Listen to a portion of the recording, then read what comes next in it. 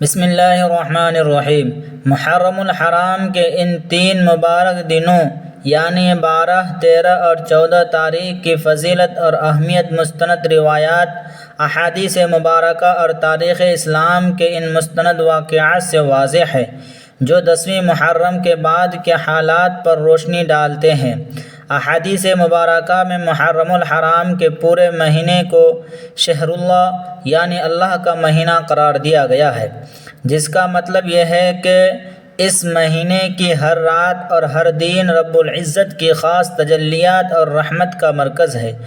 داعی کرام اور بزرگان دین کی روایات کے مطابق جب 10ویں محرم کا عظیم معرکہ مکمل ہوا اور 11 محرم کو شہدائے کربلا کے پاکیزہ مطہرہ کو وہیں چھوڑ کر اہل بیت کے لیٹے ہوئے قافلے کو قیدی بنا کر کوفہ کی طرف روانہ کیا گیا، تو 12، 13 اور 14 محرم کے یہ 3 دن تاریخ اسلام میں حق کے اظہار، مظلومیت کی داستان اور صبر و شکر کی قبولیت کے عظیم ترین دن بن گئے۔ مستند تاریخی روایات میں ذکر ملتا ہے کہ 12 محرم الحرام کو جب اسیران کربلا کے مقدس قافلے نے کوفہ کی حدود میں قدم رکھا تو سیدنا امام زین العابدین علیہ السلام شدید علالت، تیز بخار اور بیڑیوں کے بوجھ کے باوجود اونٹ کی پشت پر سوار تھے۔ کوفہ کے بازاروں میں جہاں تماشیوں کا ہجوم تھا، وہاں تاریخ گواہ ہے کہ نقاہت اور شدید بیمار کے عالم میں بھی سیدنا امام زین العابدین علیہ السلام کی زبان مبارک پر کوئی شکوہ نہیں تھا، بلکہ آپ مسلسل اللہ رب العزت کی استغفار اور حمد و ثنا میں مصروف تھے۔ روایات کے مطابق جب کوفہ کی کچھ خواتین نے آپ کی یہ حالت دیکھی اور رونے لگی تو آپ نے انتہائی وقار کے ساتھ ان سے فرمایا کہ اگر تم ہمارے لیے روتی ہو تو پھر ہمیں قتل کس نے کیا ہے؟ یہ وہ تڑپا دینے والا جملہ تھا جس نے کوفہ کے لوگوں کے ضمیر کو جھنجھوڑ کر رکھ دیا تھا۔ بیمار کربلا کا یہ ذکر الہی میں مشغول رہنا اور صبر کرنا اس بات کی مستند دلیل ہے کہ ان ایام میں اللہ کے ذکر کی برکت سے بڑی تکلیف اور بیماری بھی انسان کے ارادوں کو کمزور نہیں کر سکتی۔ 13 محرم کے حوالے سے مستند روایات میں ذکر ملتا ہے کہ یہ وہ دن تھا جب ابن زیاد کے حکم پر شہدائے کربلا کے سر مبارک کو نیزوں پر بلند کر کے محلوں اور کوفہ کی گلیوں میں گھمایا جا رہا تھا تاکہ لوگوں کے دلوں میں خوف پیدا کیا جا سکے، لیکن اللہ تبارک و تعالیٰ کی قدرت کا کرشمہ دیکھیے کہ امام عالی مقام سیدنا امام حسین علیہ السلام کا سر انور نیزے کی نوک پر بھی تلاوت قرآن کا ذکر رہا۔ مستند ترین کتابوں میں درج ہے کہ جب 13 محرم کو نظر مبارک کی ایک جگہ سے گزرا تو وہاں موجود لوگوں نے واضح طور پر سنا کہ نیزے پر موجود زبان مبارک سے سورہ کہف کی یہ آیت تلاوت ہو رہی ہے، جس کا مفہوم ہے کہ کیا تم میں یہ سمجھتے ہو کہ غار اور کتبے والے ہماری نشانیوں میں سے ایک عجیب نشانی تھی۔ اس معجزے نے کائنات کو یہ بتا دیا کہ اہل رسول صلی اللہ علیہ وسلم کے جسمانی رشتے زمین پر ختم ہو سکتے ہیں، لیکن ان کا ذکر خدا کے ساتھ تعلق اور روحانی مرتبہ موت کے بعد بھی قائم رہتا ہے۔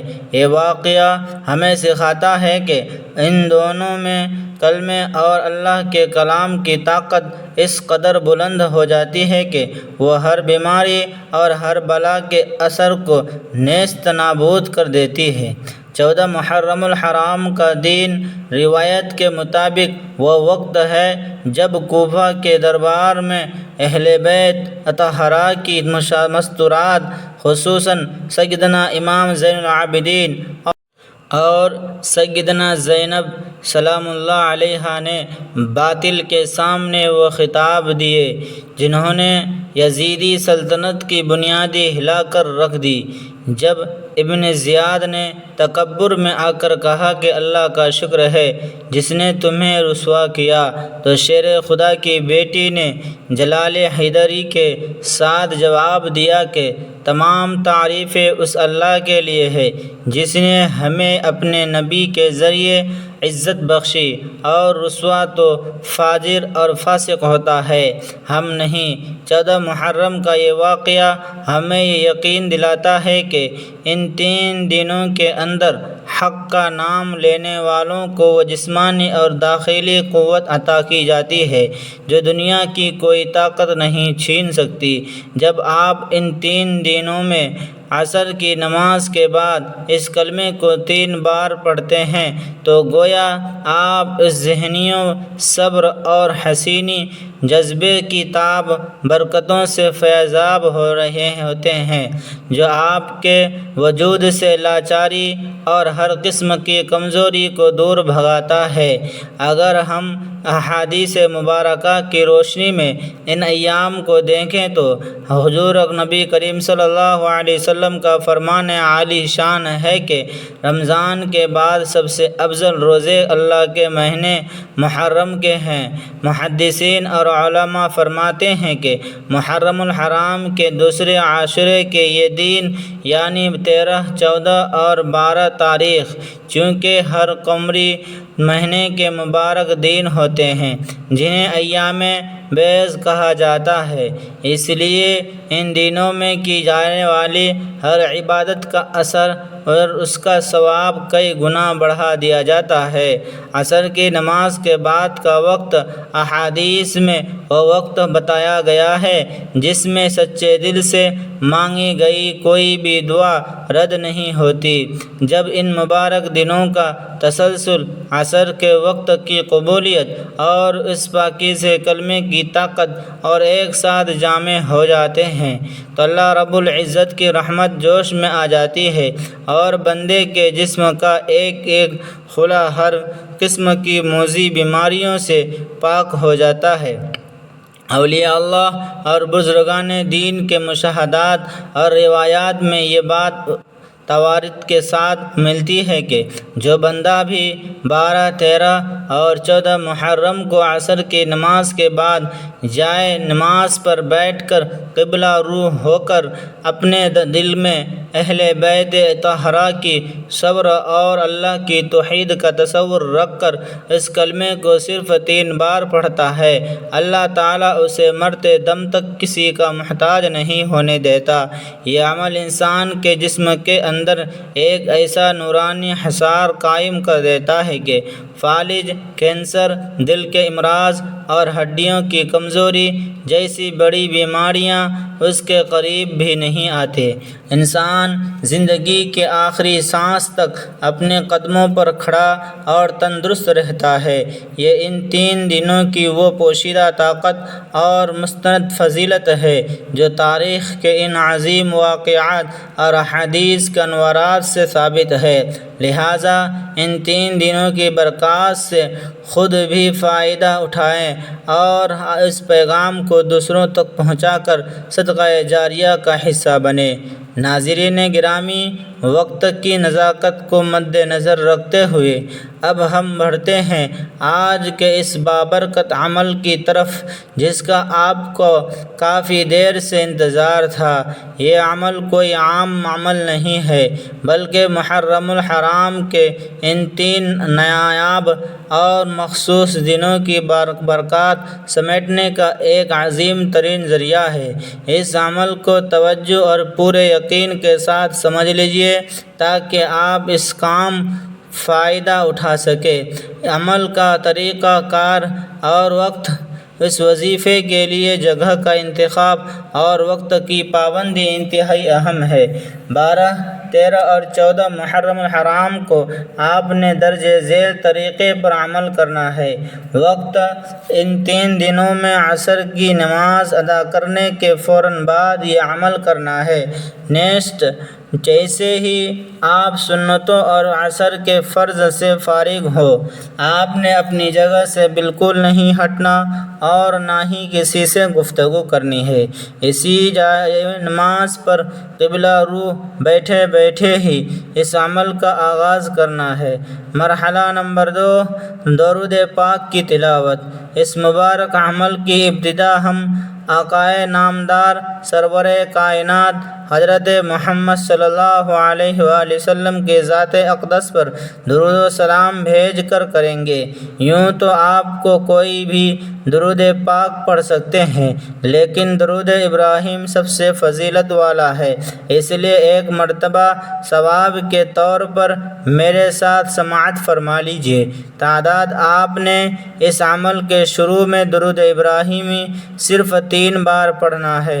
مرحلہ نمبر 2، اللہ تعالیٰ کے صفات نام۔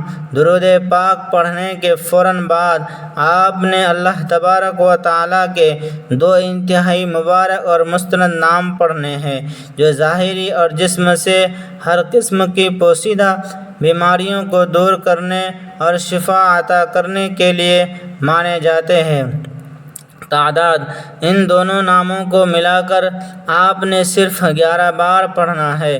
مرحلہ نمبر 3، عمل کا دل مخصوص اور نایاب کلمہ۔ اب ہم پڑھتے ہیں اور اس کلمے کے صرف جو ہماری اس ویڈیو کا دل ہے، جس کے بغیر یہ عمل بالکل ناممکن ہے۔ جیسے دل کے بغیر انسان زندہ نہیں رہ سکتا، یہ عمل ایک انتہائی نایاب اور طاقتور کلمہ ہے، جو عافیت، شفا اور توحید کا مجموعہ ترین ہے۔ تعداد اس نایاب کلمے کو آپ نے صرف اور صرف 3 بار پڑھنا ہے۔ یہ چھوٹی سی تعداد اپنے اندر اثر کا ایک بہت بڑا سمندر رکھتی ہے۔ مرحلہ نمبر 4، قرآنی آیت کی تلاوت۔ کلمہ پڑھنے کے بعد شفا کی نیت سے قرآن کریم کی یہ مبارک آیت پڑھیں، جو ہر تکلیف اور درد کو جڑ سے ختم کرنے کے لیے یکسر ہے۔ تعداد اس قرآنی آیت کو آپ نے صرف 1 بار تلاوت کرنا ہے۔ مرحلہ نمبر 5، انتخاب میں عمل کے آخر میں آپ نے دوبارہ وہی درود ابراہیمی پڑھنا ہے جو آپ نے عمل کے شروع میں پڑھا تھا۔ تعداد آخر میں بھی درود ابراہیمی 3 بار پڑھے۔ جیسے ہی یہ عمل مکمل ہو اپنے دونوں ہاتھوں پر دم کر کے اپنے پورے جسم پر پھیر لے اور اللہ رب العزت کی بارگاہ میں رو کر گڑ گڑا کر تمام بیماریوں سے نجات، تندرستی اور کام حاصل کی دعا مانگے۔ محترم ناظرین، یہ تھا وہ کامل تربیت اور طریقہ کار جس کے مطابق اگر آپ ان 3 دنوں میں یہ عمل کر لیتے ہیں تو انشاءاللہ عز و جل آپ کا جسم ہر موذی بیماریوں سے پاک رہے گا اور مرتے دم تک آپ کو کوئی لالچار کرنے والی بیماریاں نہیں گھیرے گی۔ اللہ تعالی ہمیں ان مبارک ایام کی فضیلتوں سے مالا مال فرمائے اور اس بابرکت مہینے میں اور ہم سب کو عاجلانہ اور کاملانہ صحت عطا فرمائے۔